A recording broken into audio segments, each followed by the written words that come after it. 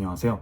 이번 영상은 면접입니다. 망해버린 첫 면접부터 성공적인 마지막 면접까지 저만의 면접을 발전시킨 방법을 공유해 보겠습니다. 단순히 면접에 대한 내용뿐만 아니라 면접 전후에 어떻게 했는지 말씀드릴 테니 일본 기업과 면접을 앞두고 있는 분이나 일본 취업을 준비하고 계신 분들에게 도움이 될 것 같습니다. 그리고 오늘 면접편이기 때문에 정장 재킷도 입어봤습니다. 본격적으로 면접에 대해 이야기하기 전에 제가 정말 크게 당했던 걸 이야기하고 싶어요. 여러분들은 이런 일 당하면 안 되니까요. 여러분 스팸 메일함 꼭 체크하셔야 됩니다. 정말 꼭이요. 제가 1지망부터 5지망까지 다 떨어졌었다고 했잖아요. 근데 사실 2지망은 최종 면접까지 갔었어요. 면접 분위기도 너무 좋았고 화기애애했고 뭐 면접 말미에는 요즘 한국에서 제일 유행하는 게 뭐냐 이런 스몰 토크까지 했었어요. 그래서 와 여긴 붙었다 이건 됐다. 저 한국에서 처음 취업 합격했을 때 면접 분위기랑 아주 흡사했어요. 그래서 면접 끝나고 기다렸습니다. 2일, 3일, 5일, 일주일 점점 기다리는 시간이 길어져서 이건 뭔가 문제가 생겼다 라고 생각해서 인터넷으로 막 찾아봤어요. 그랬더니 2주까지도 걸릴 수 있다는 글들이 많더라고요. 그랬으면 안 됐는데 이때 안심하고 일주를 더 기다립니다. 2주째가 됐을 때 이건 문제가 생겨도 단단히 생겼다. 이건 정상 범주가 아니다 라고 생각을 해서 이때서야 회사에 이메일을 해봅니다. 그래서 이렇게 이메일을 했더니 이런 스팸 메일함 확인해 보셨냐는 답신이 왔습니다. 그래서 확인해 보니까 심지어 최종 면접 본 당일에 메일이 왔었어요. 심지어 이때 왔던 이메일 내용이 희망 연봉을 물어보는 메일이었습니다. 이렇게요.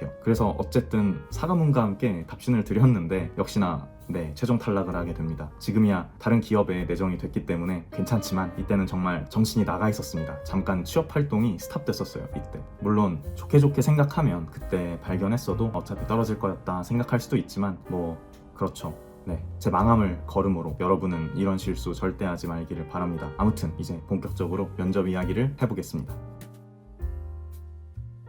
제가 실제로 면접을 봤던 한 기업과의 이메일을 예시로 들겠습니다. 서류를 보내시면 기업에서 이렇게 잘 받았다는 메일이 올 겁니다. 이건 안 오는 경우도 있는데 대부분 옵니다. 그러면 답장을 해주시는 게 좋아요. 저 같은 경우에는 요 멘트, 부디 면접 기회를 받기를 바라면서 연락 기다리겠습니다. 요 멘트를 늘 썼어요. 이런 거 하나하나가 채용에 정말 크리티컬한 영향을 끼치지는 않겠지만 조금이라도 잘 보이는 게 좋다고 생각합니다. 뭐 돈 드는 것도 아니니까요. 그래서 서류에 합격이 됐다면 이런 메일을 받으실 거예요. 이때 일단 기분이 매우 좋죠. 기분 좋은 거 일단 즐기시고 정해야 될 게 있습니다. 면접 날짜를 정해야 됩니다. 두 가지 케이스가 있어요. 회사에서 애초에 이렇게 후보 일자를 3개씩 주는 경우가 있고 면접자에게 후보 일자를 보내달라고 하는 경우가 있습니다. 전자의 경우라면 뭐 그냥 시간 되는 날로 골라서 정해서 이렇게 답신하시면 되고요. 후자의 경우에도 혹시 내가 이걸 정하면 안 되는 거 아닐까? 뭐 그런 생각하실 필요 없고 그냥 편하게 시간 되실 대로 3개 정도 정해서 보내주시면 됩니다. 저는 지금 보니까 4개를 쓰긴 했는데 3개에서 5개 정도면 적당하다고 생각합니다. 제가 처음 한국 기업에 입사했을 때 서류 합격 메일도 남아 있더라고요. 그래서 비교를 좀 해보려고 했는데 이때는 신입이었어가지고 날짜는 통보 형식이었습니다. 한국과 일본의 서류 합격 메일 차이를 보여드리고 싶었는데 애초에 이건 경력직과 신입의 차이인 것 같네요. 아무튼 그렇게 후보 일시를 보내주시면 회사로부터 이런 메일이 올 겁니다. 날짜가 확정이 났고 온라인 미팅 주소까지 보내주셨네요. 온라인 미팅은 보통 줌이나 구글 미스로 하는 것 같아요.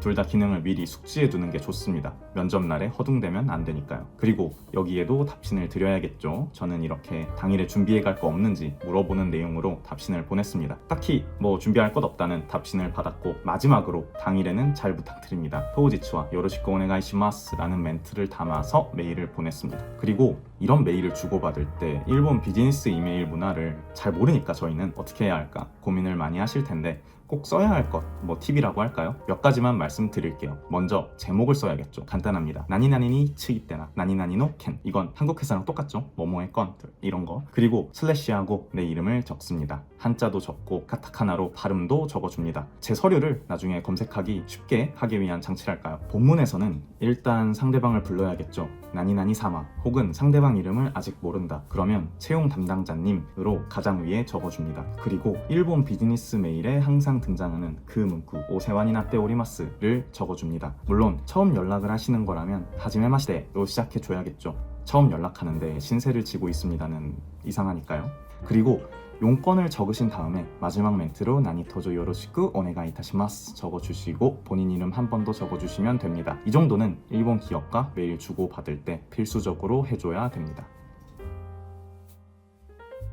그럼 이제 뭐 서류 같은 거 다 주고 받았으니까 면접 준비를 시작해야겠죠. 저는 예상 질문을 정말 많이 만들어서 그거에 대한 일본어 답변을 준비했습니다. 예상 질문은 뭐 진짜 뇌피셜로 만드는 경우도 있지만 저는 크게 3가지를 분석해서 만들어야 된다고 생각해요. 첫 번째는 회사 공식 사이트입니다. 이거는 일본의 한 대기업을 예시로 들고 온 건데요. VR이라고 써있는 칸 있잖아요. 뭐 이름은 다를지라도 우리 회사의 이념이랄까요? 방향성이랄까요? 그런 것들을 정리한 페이지가 있습니다. 그 정도는 숙지하는 게 좋을 것 같아요. 그리고 이 회사의 결과물, 작업물들을 사이트에 올려놓잖아요. 이것도 좀 봐두시는 게 좋습니다. 제가 실제로 받았던 질문 중에 우리 회사에서 작업한 것 중에 뭐가 제일 감명 깊었냐? 라고 물어본 질문에서 제가 갑자기 생각이 안 나서 대답 못한 적이 있거든요. 물론 떨어졌습니다. 그래서 이 2가지는 꼭 봐두시는 게 좋다고 생각합니다. 그리고 2번째는 채용 공고 그 자체입니다.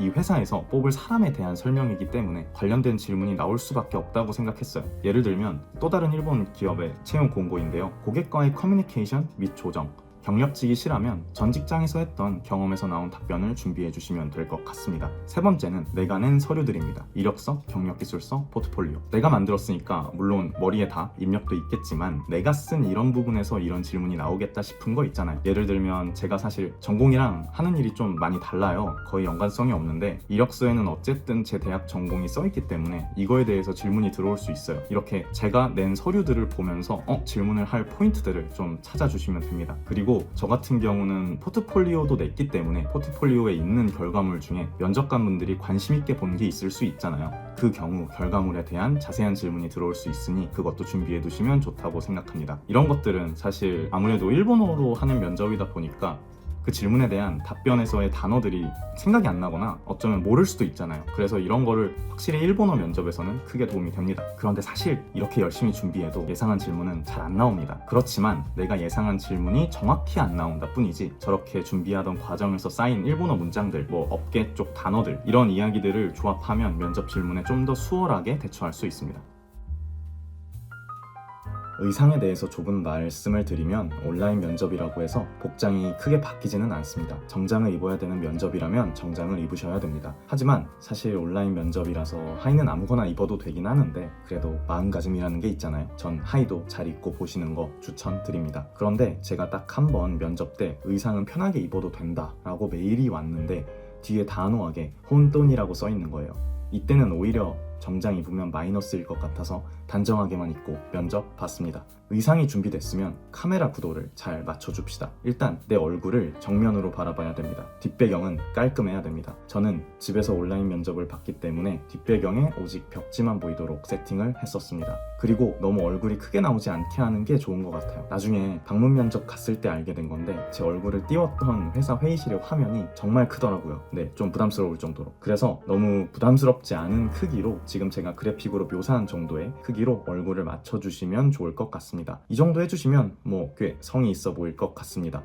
웹캠 같은 경우는 저는 그냥 다이소에서 파는 웹캠을 썼습니다. 이게 확대 축소가 거의 안 되는 제품이었어서 집에서 구도 잡으려고 고생했던 기억이 있네요. 그리고 이거는 당연하다면 당연한 이야기인데요. 몸을 산만하게 하시면 안 됩니다. 제가 지금 일반적으로 PC 앞에서 쓰는 뭐 이런 의자 위에 앉아 있는데요. 이런 의자 위에서 말을 하면 저도 모르게 좀 이렇게 몸을 흔들흔들 하는 경향이 있더라고요. 이런 습관을 고칠 수도 있겠지만 저는 그냥 식탁 의자처럼 돌아가지 않는 의자를 쿠팡에서 하나 사서 그걸 썼습니다. 훨씬 더 도움이 됩니다. 장비에 대한 이야기도 조금 하고 싶은데 혹시 외국어로 전화해보신 경험 있으신 분들은 공감하실 수 있어요. 직접 만나서 이야기하는 것보다 알아듣기가 훨씬 어려운 느낌이 있습니다. 그걸 조금이라도 잘 들리게 만들기 위해서 꼭 이어폰 사용하시는 거 추천드립니다. 저 같은 경우는 블루투스가 끊기는 그런 상황조차도 좀 걱정이 돼서 줄 이어폰을 사용했습니다.